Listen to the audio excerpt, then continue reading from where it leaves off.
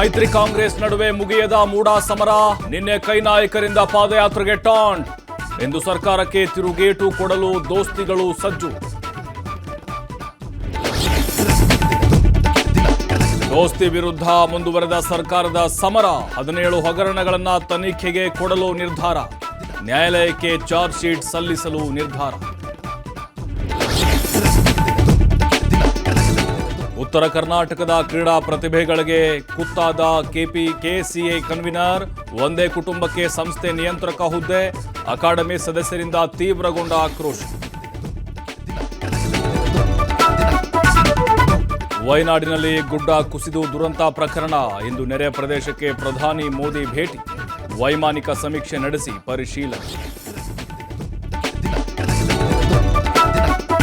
ಒಲಿಂಪಿಕ್ಸ್ನಲ್ಲಿ ಭಾರತಕ್ಕೆ ಮತ್ತೊಂದು ಪದಕ. ಕುಸ್ತಿಯಲ್ಲಿ ಅಮಾನ್ ಸೆಹರಾವತ್ಗೆ ಕಂಚು. ದೇಶಕ್ಕೆ 6ನೇ ಪದಕ ತಂದುಕೊಟ್ಟ ಯುವ ಕುಸ್ತಿಪಟು.